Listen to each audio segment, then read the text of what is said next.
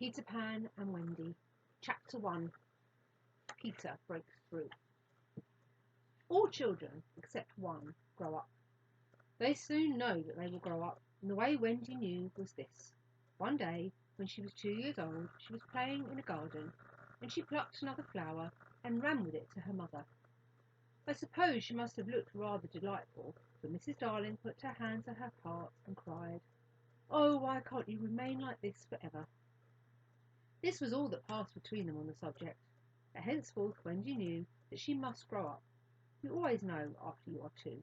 2 is the beginning of the end. Of course they lived at 14, and until Wendy came, her mother was the chief one. She was a lovely lady with a romantic mind and such a sweet mocking mouth. Her romantic mind was like the tiny boxes, one within the other, that comes from the puzzling East. However many you discover, there is always one more, and her sweet mocking mouth had one kiss on it that Wendy could never get, though there it was, perfectly conspicuous in the right-hand corner. The way Mr. Darling won her was this. The many gentlemen who had been boys when she was a girl discovered simultaneously that they loved her, and they all ran to her house to propose to her, except Mr. Darling, who took a cab and nipped in first, and so he got her. He got all of her, except the innermost box and the kiss. He never knew about the box, and in time he gave up trying for the kiss. Wendy thought that Napoleon had got it, but I can picture him trying, and then going off in a passion, slamming the door. Mr. Darling used to boast to Wendy that her mother not only loved him, but respected him. He was one of those deep ones who know about stocks and shares. Of course no one really knows, but he quite seemed to know, and he often said stocks were up and shares were down in a way that would have made any woman respect him. Mrs. Darling was married in white, and at first she kept the books perfectly, almost gleefully, as if it were a game. Not so much as a Brussels sprout was missing, but by and by whole cauliflowers dropped out, and instead of them were pictures of babies without faces. She drew them when should have been totting up. They were Mrs. Darling's guesses. Wendy came first, then John, then Michael. For a week or two after Wendy came, it was doubtful whether they would be able to keep her, as she was another mouth to feed. Mr. Darling was frightfully proud of her, but he was very honourable, and he sat on the edge of Mrs. Darling's bed, holding her hand and calculating expenses, while she looked at him imploringly. She wanted to risk it come what might, but that was not his way. His way was with a pencil and a piece of paper, and if she confused him with suggestions, he had to begin at the beginning again. "Now don't interrupt," he would beg of her. "I have £1.17 here, and 2 and 6 at the office. I can cut off my coffee at the office, say 10 shillings, making 2, 9 and 6. With your 18 and 3 makes 397. With 5 nought nought in my chequebook makes 897. Who is that moving? 897, dot and carry 7. Don't speak, my own. And the pound you lent to that man who came to the door. Quiet, child. Dot and carry, child. There, you've done it. Did I say 997? Yes, I said 997. The question is, can we try it for a year on 997? Of course we can, George, she cried. But she was prejudiced in Wendy's favour, and he was really the grander character of the two. Remember, Mumps, he warned her almost threateningly, and off he went again. Mumps, £1, and that is what I put down. But I dare say it will be more like 30 shillings. Don't speak. Measles 1, 5, German measles half a guinea, makes 2, 15, 6. Don't waggle your finger. Whoop and cough, say 15 shillings. And so on it went. And it added up differently each time. But at last Wendy just got through, with mumps reduced to 12, 6, and the 2 kinds of measles treated as one. There was the excitement over John, and Michael had even a narrower squeak, but both were kept, and soon there might have been the 3 of them going in a row to Miss Wilson's kindergarten school, accompanied by their nurse. Mrs. Darling loved to have everything just so, and Mr. Darling had a passion for being exactly like his neighbours.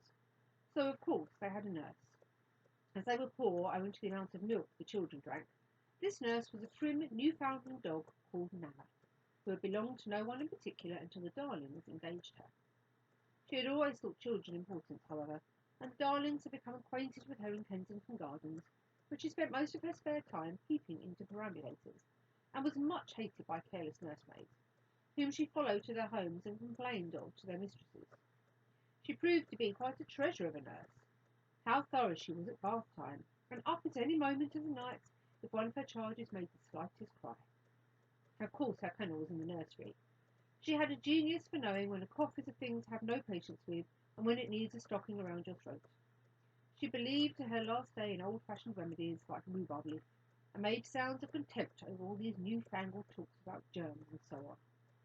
It was a lesson in propriety to see her escorting the children to school, walking sedately by their side when they were well behaved, butting them back into line if they strayed. On John's footer days, she never once forgot his sweater, and she usually carried an umbrella in her mouth in case of rain. There is a room in the basement of Miss Falstam's school where the nurses wait. They sat on forms, while Nana lay on the floor, but that was the only difference. They affected to ignore her as if an inferior social status to themselves, and she despised their light talk. She resented visits to the nursery from Mrs. Darling's friends, but if they did come, she first whipped off Michael's pinafore and put him into the one with blue braiding, and smoothed out Wendy and made a dash at John's hair. No nursery could possibly have been conducted more correctly, and Mr. Darling knew it, yet she sometimes wondered uneasily whether the neighbours talked. He had his position in the city to consider. Nana also troubled him in another way. He had sometimes a feeling that she did not admire him. "I know she admires you tremendously, George," Mrs. Darling would assure him, and then she would sign to the children to be specially nice to father. Lovely dances followed, in which the only other servant, Liza, was sometimes allowed to join in. Such a midget she looked in her long skirts and maid's cap, though she had sworn when engaged that she would never see 10 again. The gaiety of those romps, and gayest of all was Mrs. Darling, who would pirouette so wildly that all you could see of her was the kiss, and then if you dashed at her, you might have got it. There never was a simpler, happier family until the coming Peter Pan. Mrs. Darling first heard of Peter when she was tidying up her children's minds. It is the nightly custom of every good mother, after her children are asleep, to rummage in their minds and put things straight for next morning, repacking into their proper places the many articles that have wandered during the day. If you could keep awake, but of course you can't, you would see your own mother doing this, and you would find it very interesting to watch her. It is quite like tidying up drawers. You would see her on her knees, I expect, lingering humorously over some of your contents, wondering where on earth you had picked this thing up, making discoveries sweet and not sweet, pressing this to her cheek as if it was nice as a kitten, and hurriedly stowing that out of sight. When you wake in the morning, the naughtiness and evil passions with which you went to bed with have been folded up small and placed at the bottom of your mind, and on the top, beautifully aired, are spread out your prettier thoughts, ready for you to put on. I don't know whether you have seen a map of a person's mind. Doctors sometimes draw maps on other parts of you, and your own map can become intensely interesting. But catch them trying to draw a map of a child's mind, which is not only confused but keeps going around all the time. There are zigzag lines on it, just like your temperature on a card, and these are probably roads in the island. For the Neverland is always more or less an island, with astonishing splashes of colour here and there, and coral reefs and rakish-looking craft in the offing, and savages and lonely lairs, and gnomes who are mostly tailors, and caves through which a river runs, princes with 6 elder brothers, and a hut fast going to decay, and one very small old lady with a crooked nose. It would be an easy map if that were all, but there is also first day at school, religion, fathers, the round pond, needlework, murders, hangings, verbs that take the dative, chocolate pudding day, getting into braces, say 99, 3p for putting out your tooth yourself, and so on. And either these are part of the island, or they are another map showing through, and it is all rather confusing, especially if nothing will stand still. Of course, the Neverlands vary a good deal. John's, for instance, had a lagoon with flamingos flying over it, at which John was shooting, where Michael, who was very small, had a flamingo with lagoons flying over it.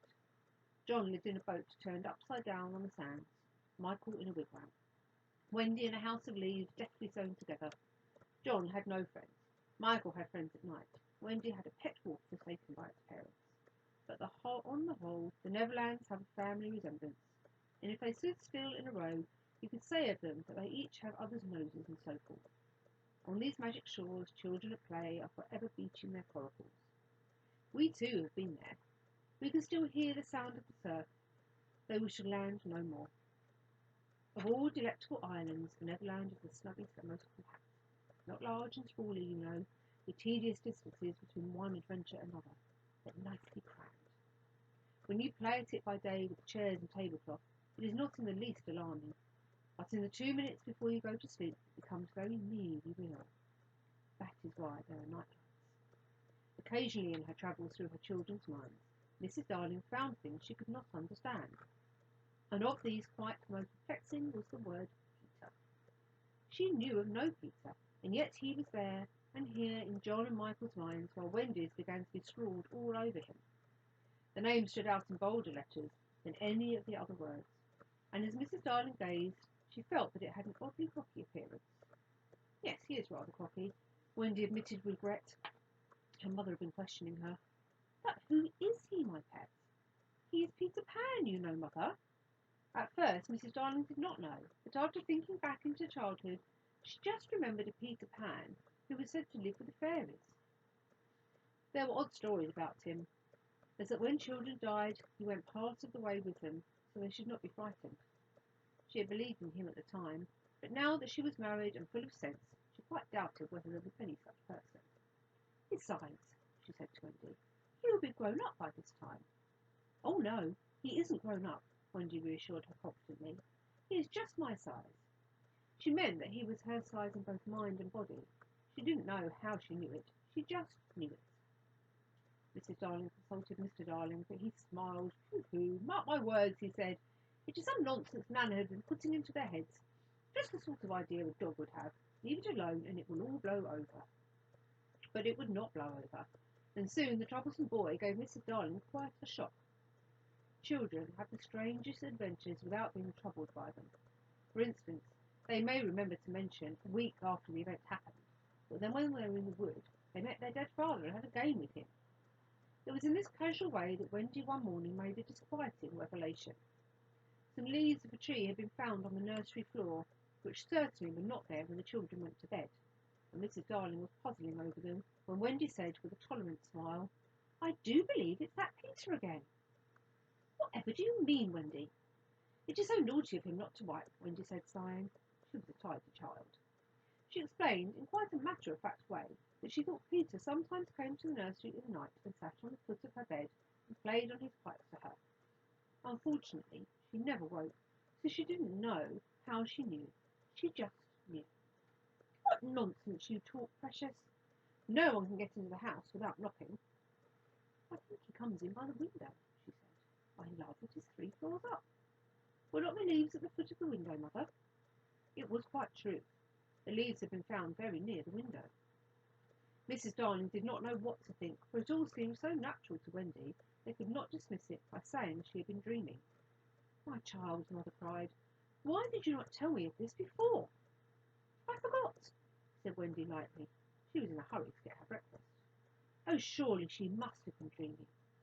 But on the other hand, there were the leaves. Mrs. Darling examined them carefully. They were skeleton leaves, but she was sure they did not come from any tree that grew in England. She crawled about the floor, peering at it with a candle for marks of a strange foot. She rattled the poker up the chimney and tapped the walls. She let down a tape from the window to the pavement, and it was a sheer drop of 30 feet, without so much as a spout to climb up by. Certainly, Wendy had been dreaming. But Wendy had not been dreaming, as the very next night showed, the night on which the extraordinary adventures of these children may be said to have begun. On the night we speak of, the children were once more in bed. It happened to be Nana's evening off, and Mrs. Darling had bathed them and sung to them one by one, and had let go of her hand and slid away into the land of sleep. All were looking so safe and cosy that she smiled at her fears now and sat down tranquilly by the fire to sew. It was something for Michael, who on his birthday was getting into shirts. The fire was warm, however, and the nursery dimly lit by 3 night lights, and presently the sewing lay on Mrs. Darling's lap. Then her head nodded, oh so gracefully. She was asleep. Look at the 4 of them, Wendy and Michael over there, John here, and Mrs. Darling by the fire. There should have been a 4th night light.